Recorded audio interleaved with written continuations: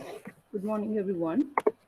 In our previous session, we have learned about the method overloading and writing and some of the concept related to, um, you can say that dynamic method dispatch, that why it is required, right? Dynamic method dispatch, because runtime it will be decided by the user that on which thing they wish to execute, which of the class method they wish to execute. That will be decided at the runtime, not at the compile time, right? That is why we want the dynamic method dispatch, right? So we'll continue from there only. I hope I'm audible and my screen is visible to you guys.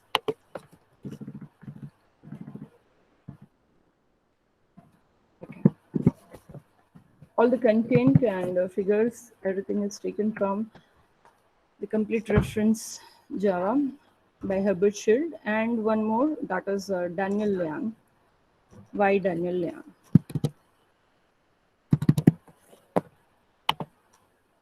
Very good morning, dear. Okay. So dynamic method dispatch, that is the mechanism by which a call to an overridden method is resolved at runtime rather than at the compile time. Because we have already learned what is dynamic method dispatch, so I'm directly, we are just going through this theory, right? So here, every method call will be resolved at runtime. So binding will be there at the runtime, not at the compile time, right? I've given you the example also, if you remember. We have created one shape class, right? And we have created one reference variable of your superclass. Then if you are having your child class, which is circle, and you are creating object of your child class, right?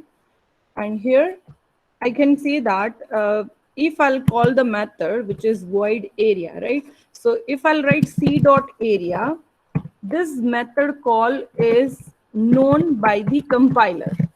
It is known at the compile time only. Why? Because you have called this method via that class object.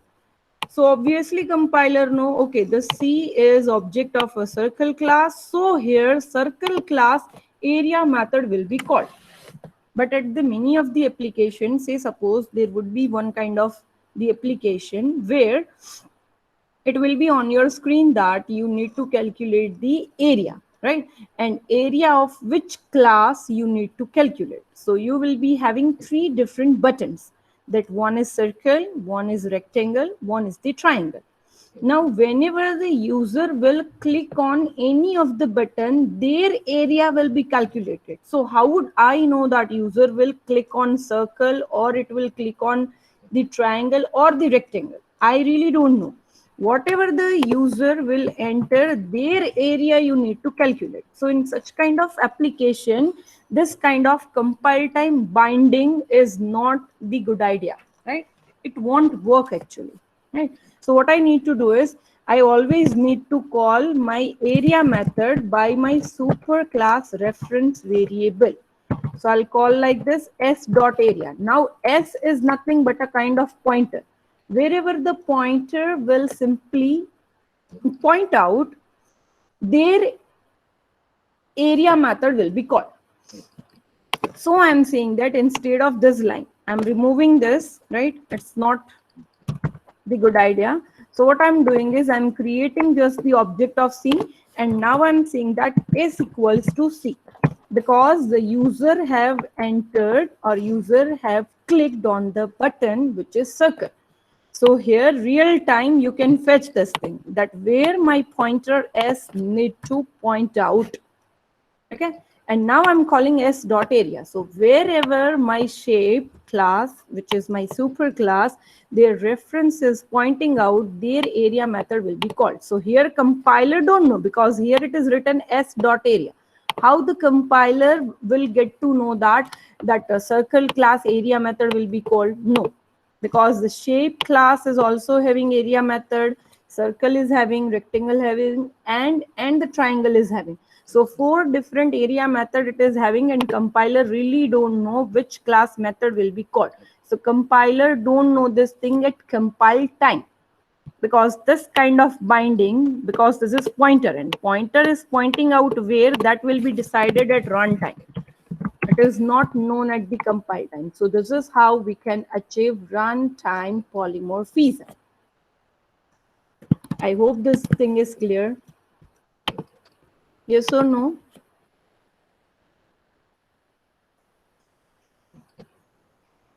All right. Some of the things we have already discussed in our previous session only, right? So this is just a revision kind of thing. Right. So dynamic method dispatch is important because this is how the Java implements runtime polymorphism, not the compile time. Superclass reference variable can refer to a subclass object. That is allowed. Reverse is not true. Java used this fact to resolve calls to overridden methods at the runtime. When an overridden method is called through a superclass reference, Java determines which version of that method to execute based upon the type of object being referred at the time of the call occurs. So it will simply refer that where my pointer, this is my superclass reference variable, it is pointing to where based on that particular class area method will be called. This is what they are saying. If I'm creating rectangle class object here, r equals to new rectangle, right? If I'm writing like this, and then I'm saying this superclass reference variable is referring now to the rectangle class object. And now if I'm again writing s.area, then which area method will be called? It's of rectangle. This binding will be at the runtime. It is not at the compile time. Right? So overridden method is called through a superclass reference, and Java determines which version of that method to be executed based on the type of object. Type of object being referred all the time whenever the call occurs. Right? So which type of object where it is referring, based on that their class method will be called. If my shape class reference is referring to circle class object, so object type is what? Circle. Okay, then the circle method will be called. But it is that binding will be at runtime. It is a type of object being referred to, not the type of a reference variable. It will not call every time. If you are writing s.area, it will not call the method of shape class every time. Here also it will not call the area method of shape class. No, it will not call. Instead of looking for which kind of reference variable is this, instead of that, it will check for where your reference variable is pointing right now. Okay, otherwise every time it will call your shape class area method, but no, that is not the case, right? That is not the case. It will always refer where it is pointing out, where it is pointing out. Their area method will be called. Okay. So here, that determines which version of the overridden method will be executed. The process of accessing members of a derived class through the object of the base class, that is known as dynamic method dispatch. In a single mark, if it is said to be that define what is dynamic method dispatch. So you have to say that here is the process of accessing the member of derived class, right? That through the object of the base class, that is because we are accessing this through superclass, not directly via this, your subclass, right? We are not saying c.area. No, this is not your runtime polymorphism. We are saying that s.area. But now my s is referring to which, that I need to write. That S is right now referring to a circle, or it is to rectangle, or it is to the triangle object, right? That I need to say. But after that only it will access that method. I hope that thing is clear. Yes, okay. What about the others? See, whosoever is joining so late, no, they won't get the concept. That is the problem.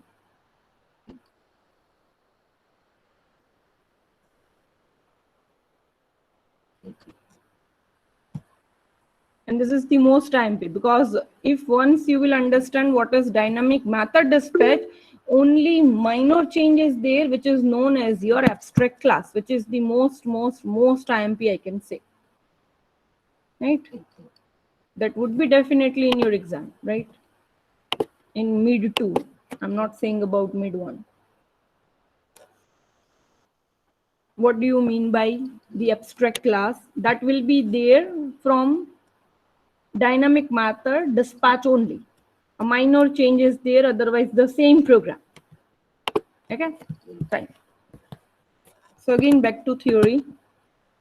A method that can be implemented in several classes along with the inheritance chain. Here the JVM will decide which method is invoked at runtime. Here JVM will decide it, right, at the runtime. A method can be defined in a superclass and it is overridden in its subclasses, right? Matching a method signature and binding a method implementation, they are the two different issues. Matching a method signature, that method signature is matched, okay, this is known as method overriding. But binding, that is something different which will happen at the runtime, and method signature, that will be there at the compile time. So the declared type of reference variable decide which method to match at compile time. Matching will be there at the compile time. So the compiler finds the matching method according to the parameter type, number of parameters, and order of the parameters at the compile time. But now which thing will be there at runtime? So a method may be implemented in the several classes along with the inheritance chain. Here the JVM dynamically binds the implementation of method at runtime and decided by the actual type of the variable, right? Matching the method, that will be at the compile time, and here binding of that method, that would be at the runtime, because here we will be having inheritance chain, and here whatever they are saying, that is about the method overloading. Okay, that would be at the compile time. But if it is method overriding, if the riding concept is there, it means you are having two different classes. Class A is there, some of the method, class B extends A, then the same method, same signature, everything is same.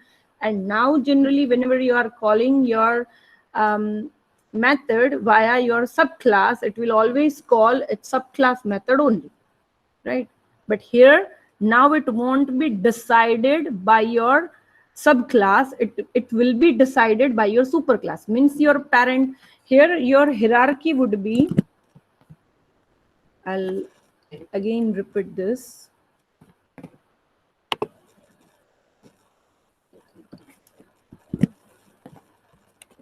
Just a minute.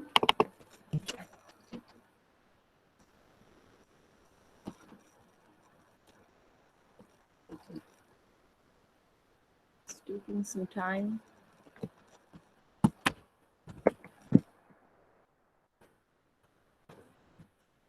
Okay, so here you will be having hierarchical inheritance. Hierarchical means you will be having only one parent, right? And you will be having so many child, right, from that parent. So here is the one of the one, here the second one, here the third one, right? So here say suppose we are having 3 child, okay, from this parent class, that is shape, right? The same figure. So now which area method will be called first, because they all are at the same level. You can understand this is one of the child, this is one of the child, another child. So which area method will be called first? This child is 1, 2 and 3. So which method will be called first if all are having the same method, which is void area? Because this is method overriding.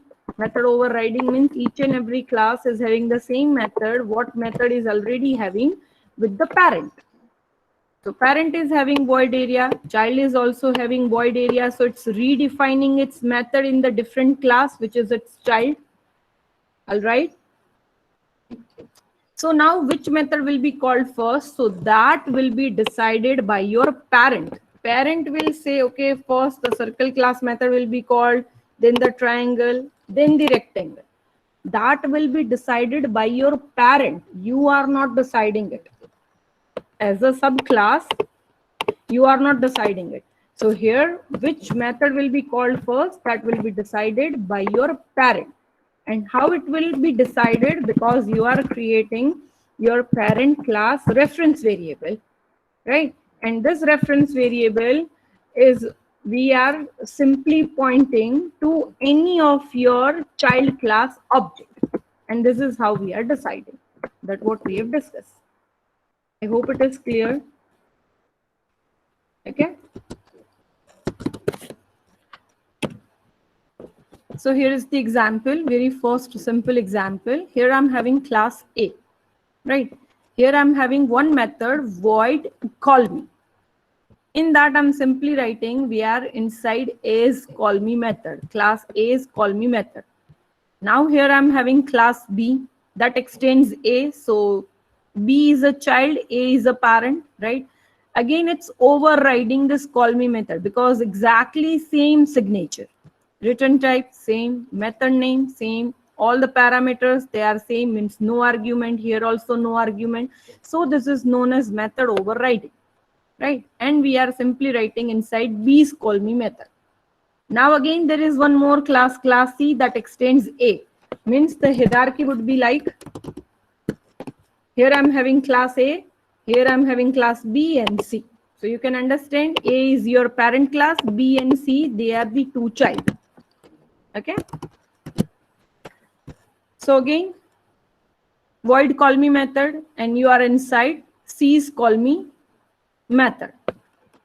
Now I'm having another class, and inside that public static void main, you are creating object of all the classes, right? First it's of A, then B, then C. And here it is not required to call or create your parent class object, but still they are showing you that it is still allowed. If you wish to create the object of your parent class, it is allowed, but it is not necessary to create. Okay. So here you are creating all the objects of all the classes. See here, if you can skip this, you can skip this thing of your parent class object, but you have to create the object of all the child class.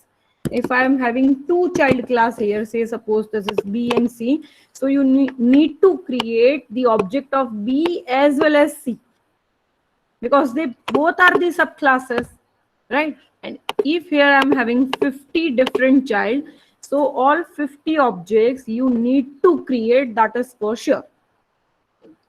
Fine, because there is no provision that you can create only one child object and through that you can access like this. You can understand such kind of terms are not there in inheritance, that you can simply access your siblings methods. No, sibling relationship is not there. It is not there. So you have to create separate object for all the classes, which are your child classes. Okay. Again here, so here you are also creating a reference variable of your parent class. So who is your parent class? A. So you are just creating reference of your parent class. How you can create the object and how you can create the reference? Reference means you are not using new keyword.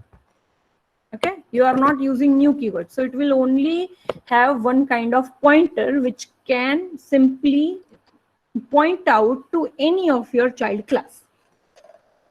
Fine. It can simply point out to any of your child class.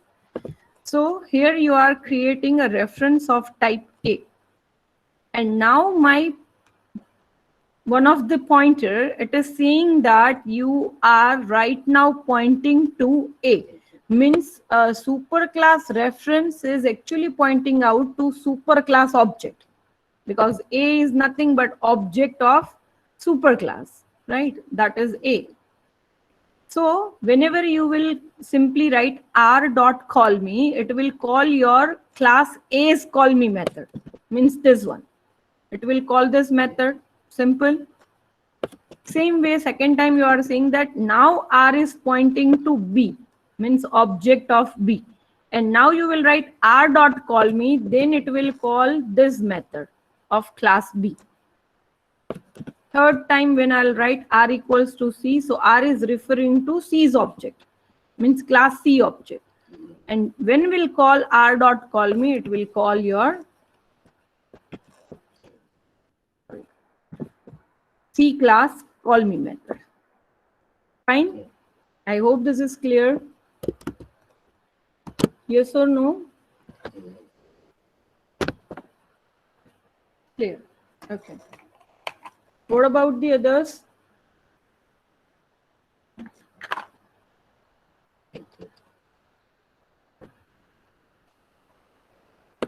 Okay, fine. Good. Okay. Now the another example of this dynamic method dispatch I'm showing you.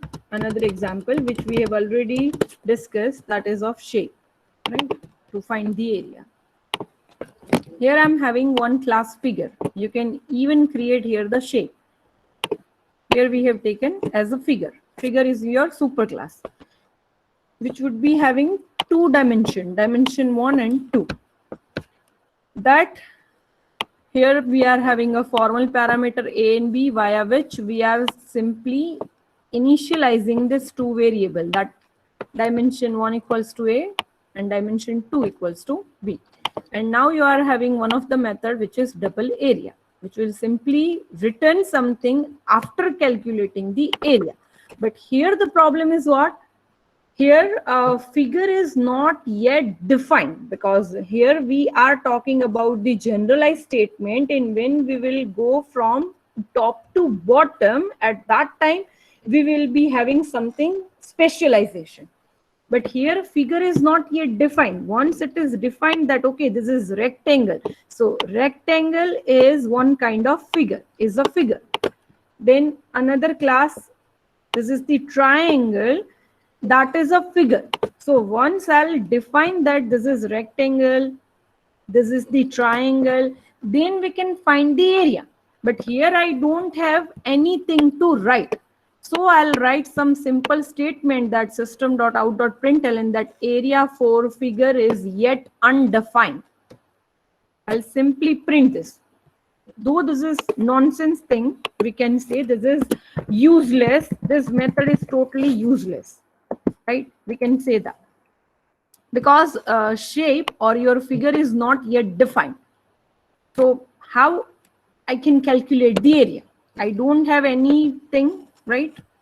So I'll simply write some of the statement and I'll simply return 0 because my return type is double and I need to return something. So, okay. Now I'm having class rectangle. Now this class rectangle is extending figure class. You are having one of the constructor which you need to set, right? So here you will simply call your superclass constructor because superclass is already having such kind of constructor. So why you are writing those statements again? So no need to write it. Instead of that, directly call your superclass constructor. Your values will be set for your dimension 1 and 2. And now you are overriding this area method for rectangle. And you are finding the area actually that whatever the dimension is there, length into breadth, that you will multiply and you can find the area of rectangle. So simply returning dimension 1 into 2. Now another class which is the triangle that extends again figure. So the figure would be something like hierarchical inheritance. Here your class figure, here is the rectangle, here is the triangle. That extends again figure. It's also having one of the constructor. You will simply call your superclass constructor to set your values. Again double area, you are finding that 1 by 2 into base into height, right? So it will simply return dimension 1 into 2 divide by 2. Okay. Now another class where you are having public static void main, and here you are creating your figure class object, that figure f equals to new figure, and you are giving the dimension. Though these two dimensions are the useless, because though you are giving the dimensions but you cannot calculate the area. Why? Because figure is not yet defined. So this is the useless one. So we actually don't want to create object of this class, but still you can do this if you wish. Then you are having the rectangle, then you are giving length and breadth, here base and height for the triangle, and you are creating one reference variable of your super class. So figure and some of the object name, that figure reference. Now figure reference is pointing out right now to the rectangle, right? And we will print the area for the rectangle, that figure reference dot area. Second time it is pointing to the triangle, and you will calculate figure reference dot area. And now it is actually simply pointing to itself, right? That f. And it will print the area, which is that useless method. It will simply print area for the figure is undefined, right? So first time, which area method will be called? That is of rectangle. Second time it will call for the triangle, and third time it will call for the figure class itself. I hope this is clear. Okay, fine. Now moving to the abstract class. Whatever the problems we were facing in dynamic method dispatch, that we don't have actual useful method in our parent class, so that method is the useless one. So we can skip those statements whatever we are writing into that methods. And the object creation is again the useless thing, because we only want the reference, right? We only want the reference. We actually don't want to create object of our super class. Objects we are always creating for the subclasses, not for the superclasses. So such kind of things, solution is here. Now here, one of the question I'm simply asking you, that is there any compulsion, is there any compulsion to my child, that rectangle and the triangle, that you have to compulsory override this method? Is there any compulsion? Yes or no? If I'm not overriding any kind of method, then I'm getting any kind of error.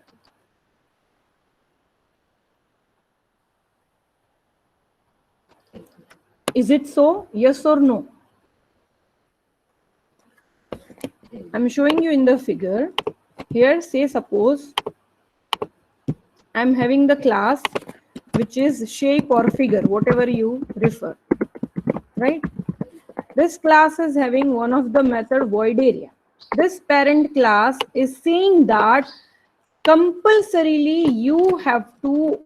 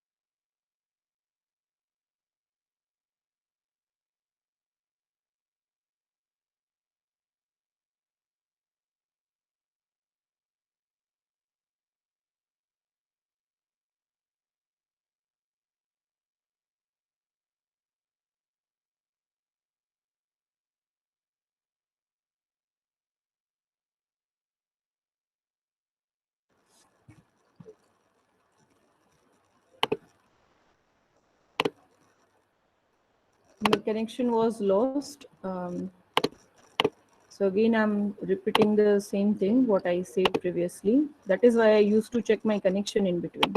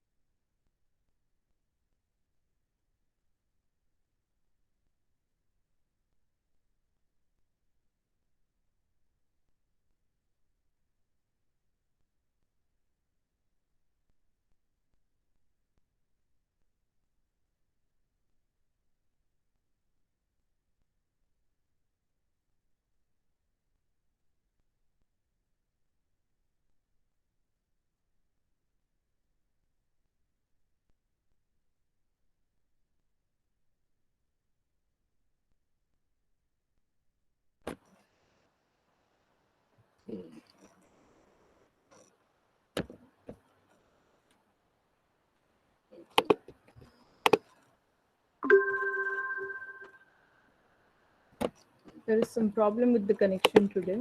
It's coming and going.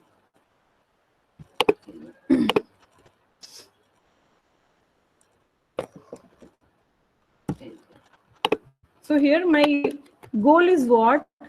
There should be such kind of compulsion where your child classes compulsorily override the method. Okay, so that is what my goal is. So here, if the rectangle class don't want to override the method, then here there should be a compile time error. So this is what I want. So how I can achieve this target via abstract class. Okay. There are the situation in which you will want to define a superclass that declare a structure of a given abstraction without providing a complete implementation of every method. So here what I said is, in this method, I really don't have to write anything. I really don't have anything to write here. So why I can't skip this?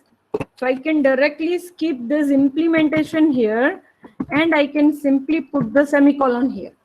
So what it means, this is, I'm just defining my method here. I'm just, declaring my method, but I'm not defining here. Definition will be provided by the child compulsory. Fine.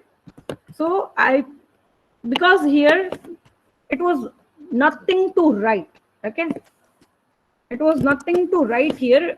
Here this method was the useless one. Because the shape is not yet defined, then how I can calculate my area method? But if I'll simply remove this method, say suppose, because you will say that, madam, if it is the useless one, then why we are not removing the whole method? But if we will remove this, then method overriding concept won't be there, no? Say suppose, here I am simply removing this method, then this is not overriding.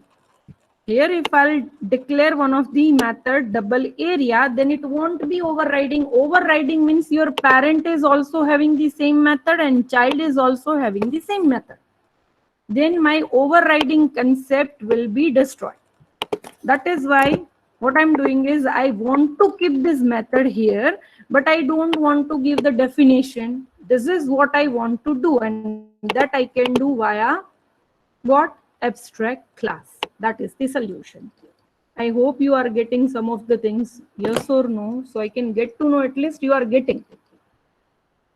Otherwise, after finishing this topic, you will say that, madam, we don't know what is the dynamic method dispatch and abstract class.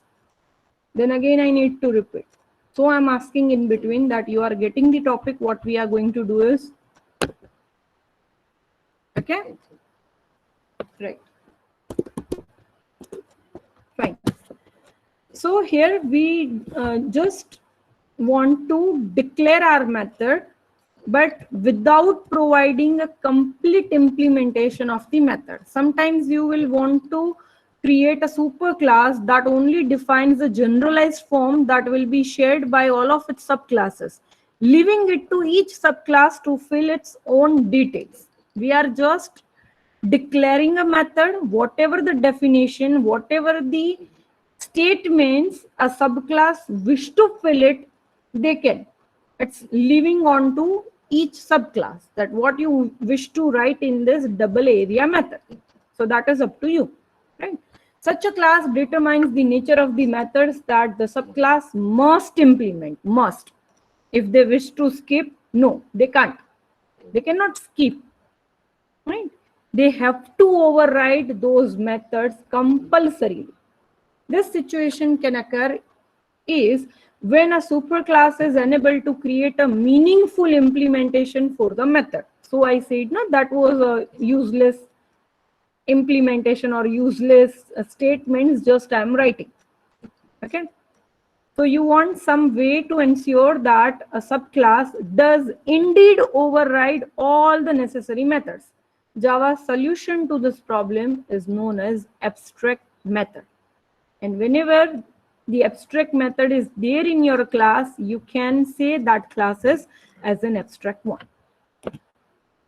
So to declare an abstract method, use the general form like abstract, then the type, then the method name, and the parameter list. You just need to prefix this abstract keyword in front of your method name. Any class that contains one or more abstract method must also be declared as an abstract. There can be no objects of an abstract class. You cannot create the abstract class object. So here, if your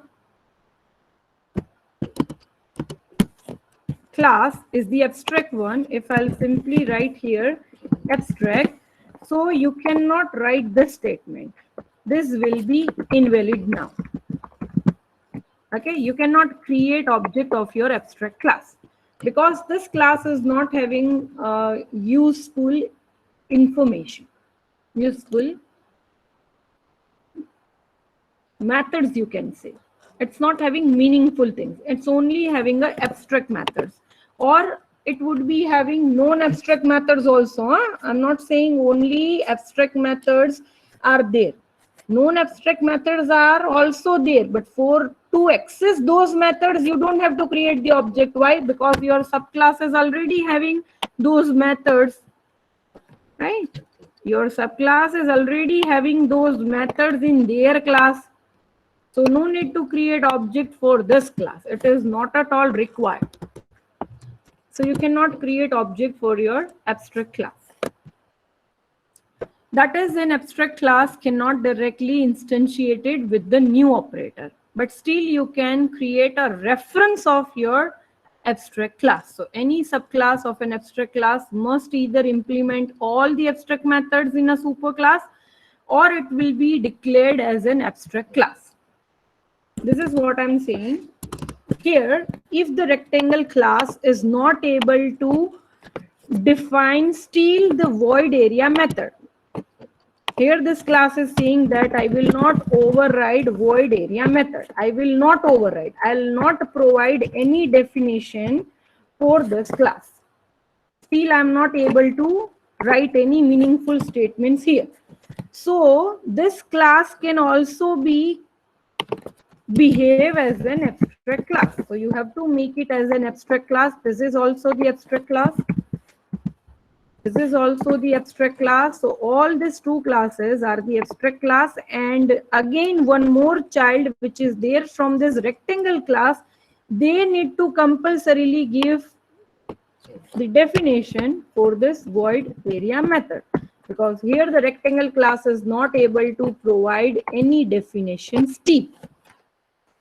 Your parent is given running factory to you. Okay. Now you will handle this, say suppose. And now as a child, you are saying that I'm still not able to run this factory. Okay. So that child again saying that I am the abstract one. Now my child, in a future child, he will run this factory. Okay. So this is a very simple term I'm explaining. I hope this is clear.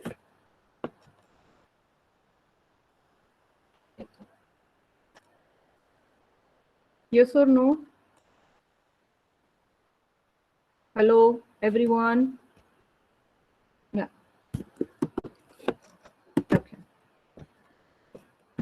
So here is the example, same example I have taken. Here I am just giving a prefix which is known as abstract. So abstract class A, and here this void call me method is now the abstract one. Okay, because I'm not able to write anything meaningful as this method definition. So I'm making it as an abstract. So abstract void call me. And here I'm showing you that abstract class is not only containing abstract method, it can even contain non-abstract method also. So here this is the non-abstract method. This is a normal method, that void call me to. This is call me method, this is call me to method. And here I'm writing this is a concrete method. This is concrete, this is abstract. Okay, both the methods you can include, but if your class is containing one or more abstract method, then the class is known as abstract. So I'm writing here abstract. Now class B extends A, right? And here this class compulsorily gives the definition of this call me method. Compulsory. If this class B is not overriding this method, then there will be a compile time error. Okay. So they are writing this method void call me and simply some of the statements. Now I'm having another class which is abstract demo, where I'm simply creating object of my class B, because I cannot create the object of class A now, right? And generally we are creating object of subclass. So I'm creating object B equals to new B, and now I can call B dot call me. So this method will be called, because here there is no definition. So no need to call my superclass method, obviously, right? There is nothing inside this. It's just providing you a structure that such kind of method you have to redefine. So that's it. And via this, whenever the class B extending A, it will automatically acquire all the property of the superclass. So this method call me to will be automatically there in the class B. So I can call that b dot call me to. So here this will be printed. So clear this? What is abstract class? I'm showing you one more example of the same. This find areas. The same example I'm showing you, which we have seen in the dynamic method dispatch. Modified one.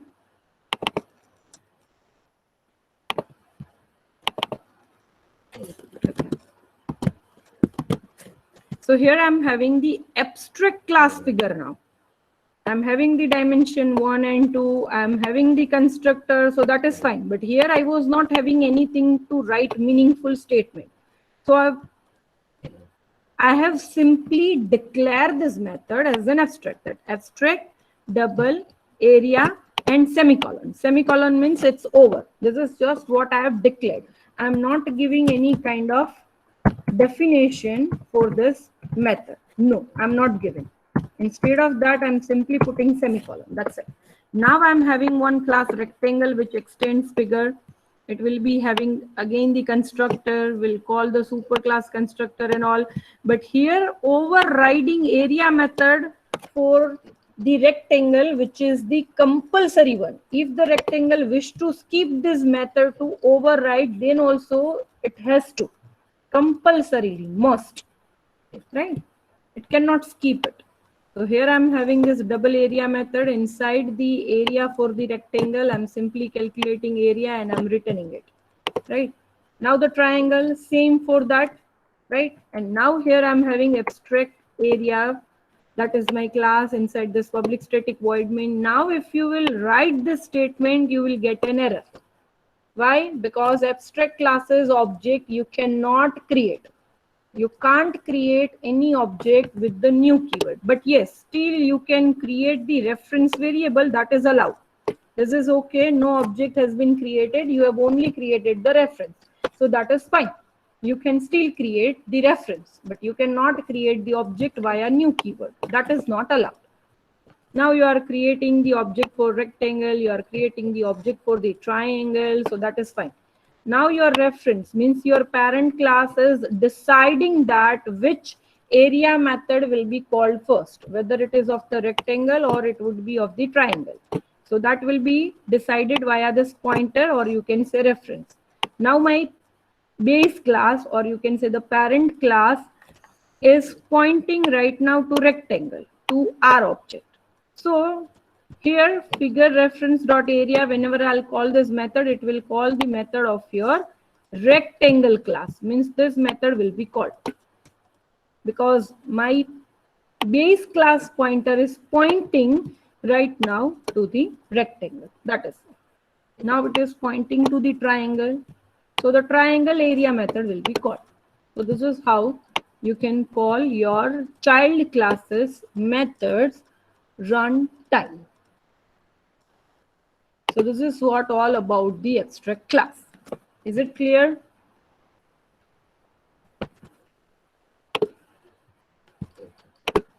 Okay.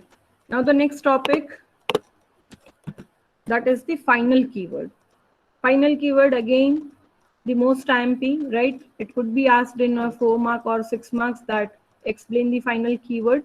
Final keyword is actually for restrict a user, right? If you are using a final keyword, you cannot change the value of the variable. If you are using a final keyword with method, you cannot override that method. If you are using a final keyword with a class, then you cannot inherit any of the class, right? So I'm showing you one by one. If it is a final variable, I'm using a final keyword with any of the variable, then I cannot change the value of this. It is very similar to your constant keyword, const, const, which is not supported by Java. Instead of that const, we are having final as a keyword. It is used to prevent modification in a variable. A final variable cannot be modified after its initialization. So once I said that integer a equals to 50, means you cannot change this value. This you are even using for the variable pi, because you are not changing the value of pi, right? So I can say final double pi equals to 3.40. Now if I try to change the value, that now the value of pi is 6.7, then it will show me an error that you cannot change this value once if you have initialized it with final keyword. So I hope it is clear.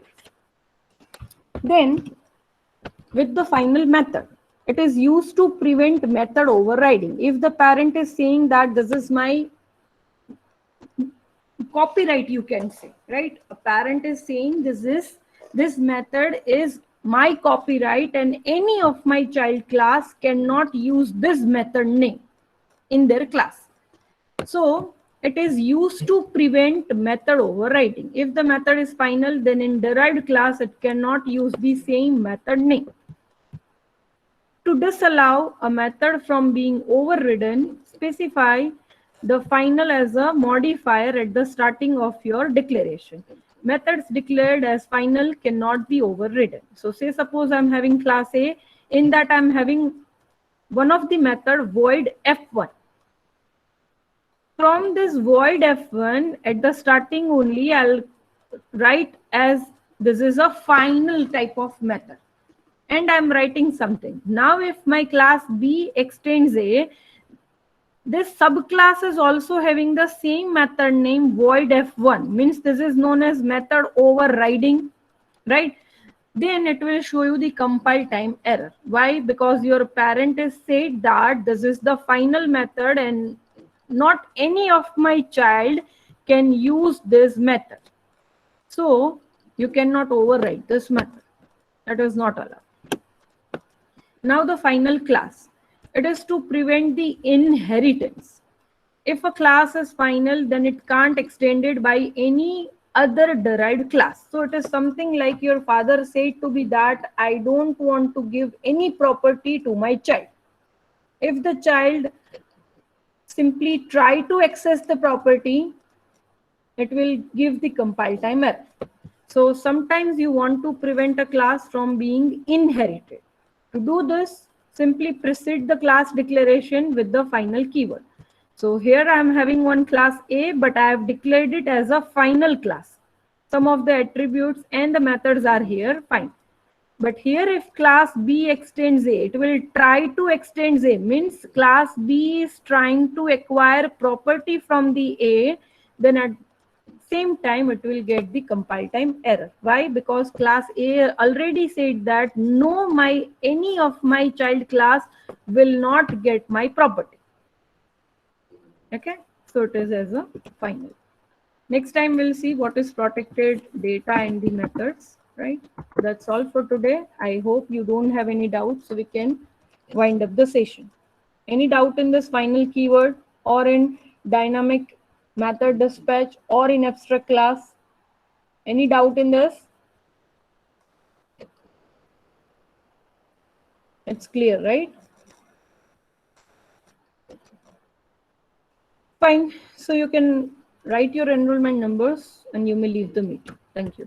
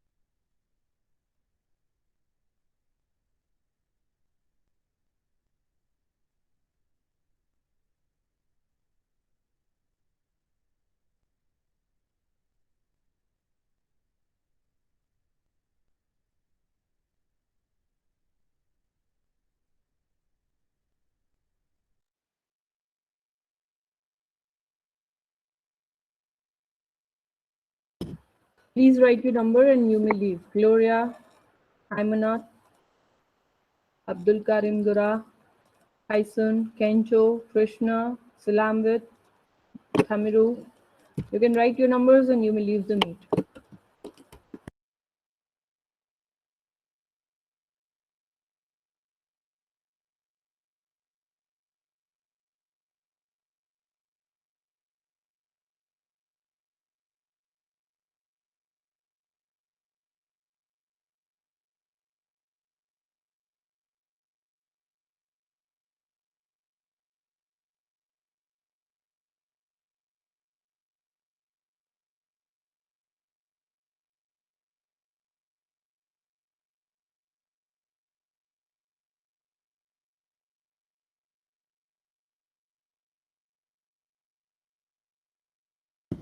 Fine. So we are winding up the session. Okay.